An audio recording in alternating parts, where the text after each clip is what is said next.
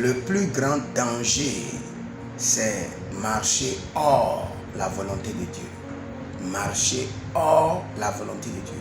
C'est la plus grande maladie. Et c'est une maladie cancérigène. Et vous devez comprendre, la volonté de Dieu est toujours scellée. La volonté de Dieu est toujours cachée.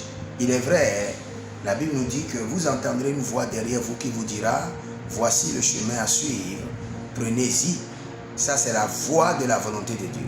Ça, c'est l'ange de la volonté de Dieu. N'oubliez pas, Job 33, le verset 23, 1000 anges intercesseurs pour montrer à l'homme le chemin qu'il doit suivre. Donc, la volonté de Dieu dépend de la voix que vous entendez, qui est la voix de l'Esprit de Dieu. La volonté de Dieu dépend des anges qui vous conduisent pour vous montrer le chemin à suivre, mais les deux sont codés. Et n'oubliez jamais, la volonté de Dieu est toujours cachée. Pourquoi? Pas à cause de vous, mais à cause de vos ennemis. Pour qu'ils ne changent pas le plan. Il ne peut pas changer le plan de Dieu, mais il peut vous manipuler hors du plan de Dieu. Surtout si vous avez une destinée. Surtout si vous êtes un serviteur de Dieu. C'est pourquoi vous devez faire très attention en ce qui concerne la recherche de la volonté de Dieu. Sans la révélation de la volonté de Dieu, vous ne devez pas poser des actes ni des actions. Car votre vie, votre destinée dépend de la volonté parfaite de Dieu. Et n'oubliez pas, toute personne qui marche hors la volonté de Dieu est en danger.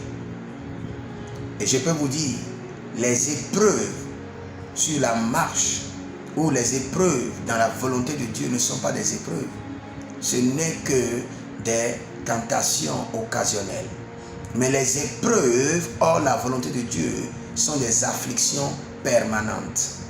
Donc si vous marchez hors la volonté de Dieu, vous êtes dans une affliction permanente qui n'a pas de date d'expiration. On ne sait pas quand finira cette affliction.